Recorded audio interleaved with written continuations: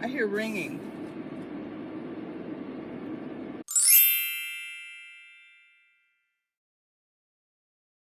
It's the woman next to me.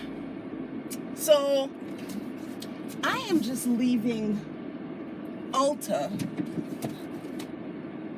I don't think I'm supposed to go this way. Oh yeah, there's an arrow. These arrows are, there's arrows pointing that way and coming this way, and then a big arrow coming, I don't know what they're doing, as long as I get out of here and get home. Girl, pull up. I just want to go home, take a nap. That's all I want right now. So I just left Ulta. I went in there for two things. I got a coupon from them in my email for $3.50 off of a $15 purchase, and I need some moisturizer, my CeraVe PM moisturizer that I use, and the L'Oreal pressed like setting powder that I use. So I'm like, well, let me go in there and use this coupon. Of course, that's not all I came out with. Somehow, I came out with some really pretty shimmery, y'all know me in lipstick, really pretty shimmery, holographic looking lipstick. I'm driving, so I gotta do this safely. This is one of them. I'll tell you what it is when I can. but they're both Covergirl, and that's the other one. And they're really, they just caught my eye, and they were 50% off, so I got them for $4 each. And the lipstick I have on, oh well, I've eaten most of it, but the lipstick that I have on right now is called Firebird. It's an Urban Decay shade. They had it both in lip. I don't think they make it anymore. I actually got this for much cheaper than their lipsticks usually cost. I think it was just on sale because they're discontinuing this color. But I have on the liquid lipstick, and they also have one in a tube if you can find it, and it's nice, like fuchsia magenta shade. So I bought the lipsticks. I bought my CeraVe moisturizer that I cannot find right now, and I have to drive. That's the CeraVe moisturizer, CeraVe PM.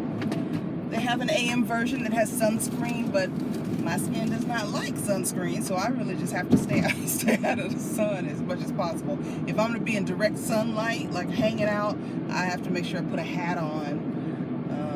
And then I have my L'Oreal True Match Super Blendable powder in the shade Cappuccino. I am going to, right now I'm wearing the Studio, why do I keep saying Studio Fix? It's not Studio Fix, it's Bare Minerals Bare Pro Powder Foundation. And it looks good right now because I just put a whole bunch of powder on before I went into Ulta, because I look like a friggin' oil slick. So I put my makeup on at, let's see, I had to be at an audition at 10. So I put my makeup on probably about 9, no I didn't, I was in the car at 9 something. So 8:30. And by the time I got to the audition, I didn't look, you know, I was looking kind of greasy. So I powdered up, did my audition. I came back over here. I hadn't had a chance to eat. Oh wait, no, I did 2 auditions. I don't even know. Where am I? I need a nap. I did that audition, then I drove to Van Nuys and did a voiceover audition, and then I was really hungry, so I stopped at In-N-Out and picked up double with onion, mustard instead of the spread, because I'm not a mayo girl. I don't and protein style, which means no bun, just wrapped in lettuce leaves. So I had that. I did have fries, don't judge me, and I had some water, and it was over by Ulta, so that's how I ended up at Ulta. The other thing that I picked up,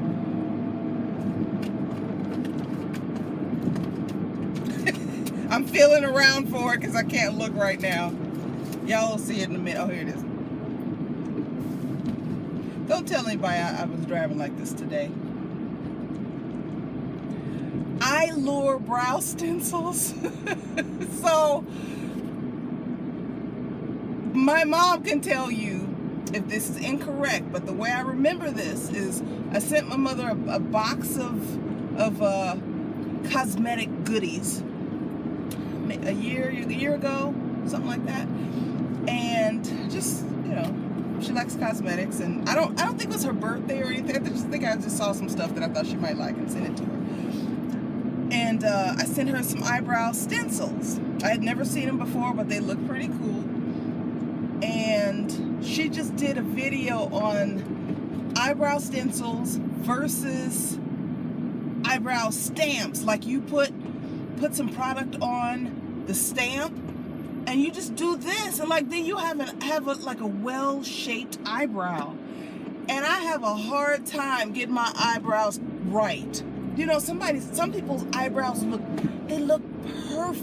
perfect, and not the, I don't want that Sharpie look, you know, like you just shaved off your own eyebrow and just drew one on. I don't want to look like Bozo playing the, you know, grandpa's game. I just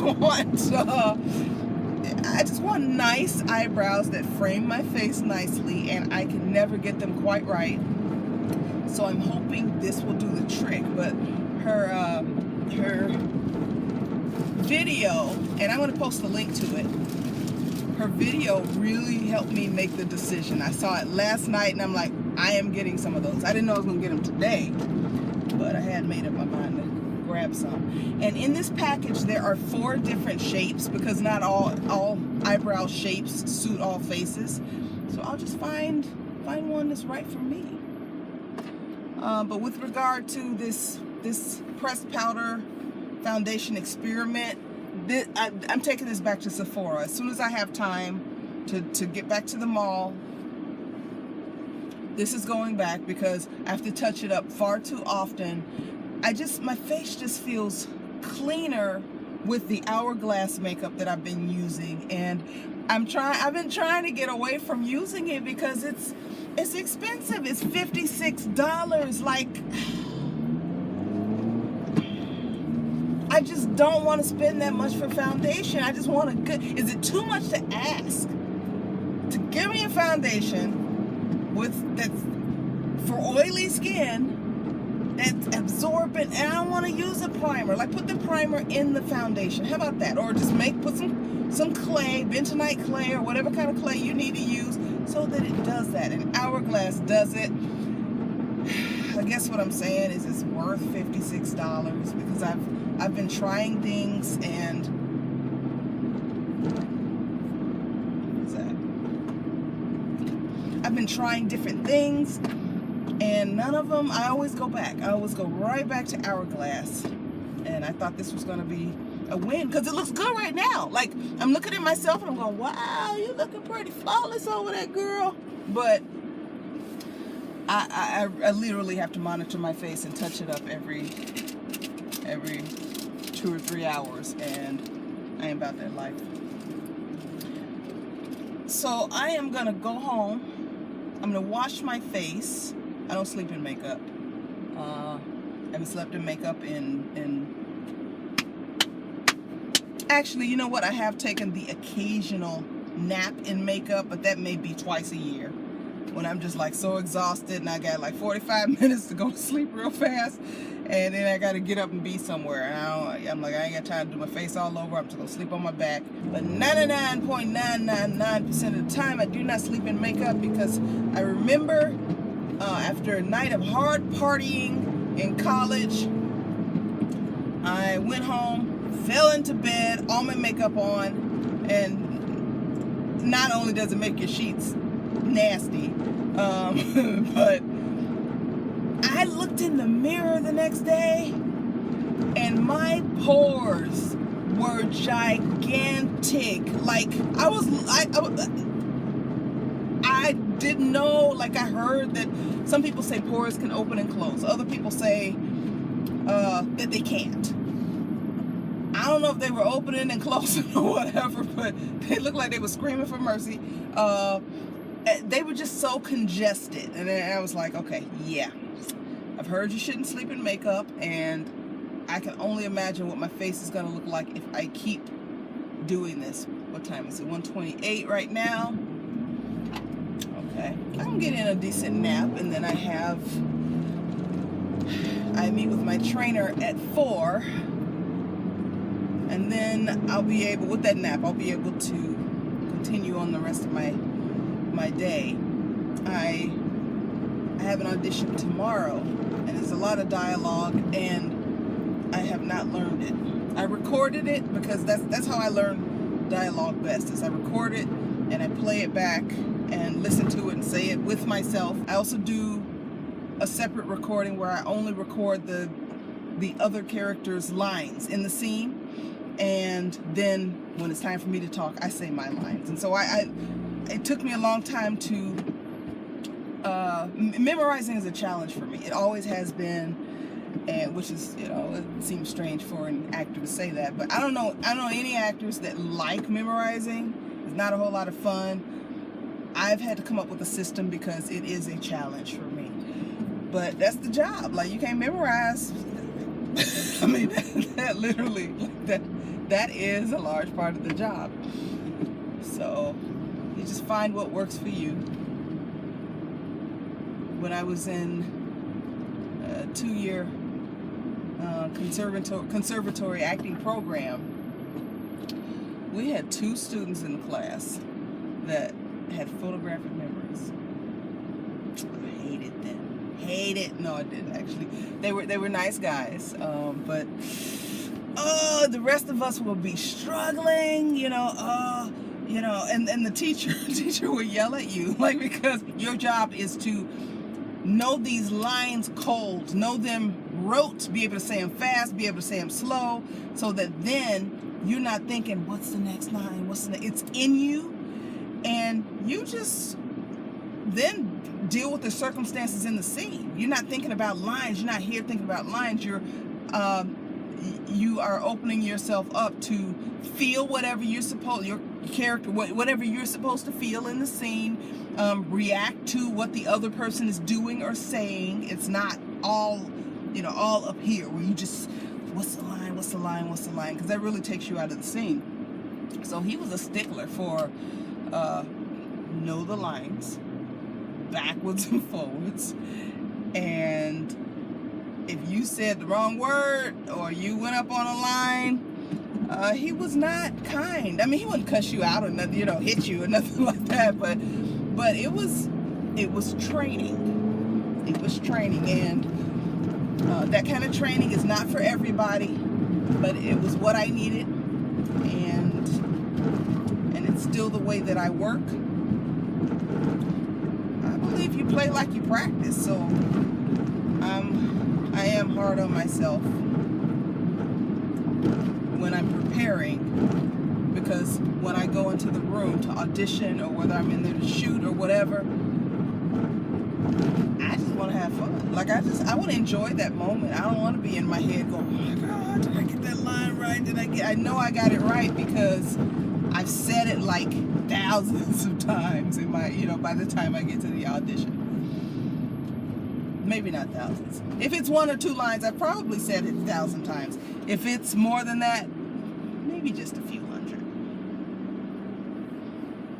Yeah, there's a lot that goes into even little things,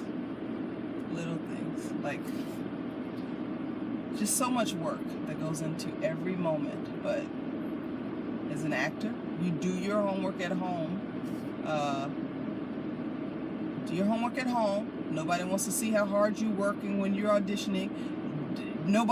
Definitely nobody wants to see how hard you are working when it's time to shoot. It's supposed to look effortless. Think of dancers.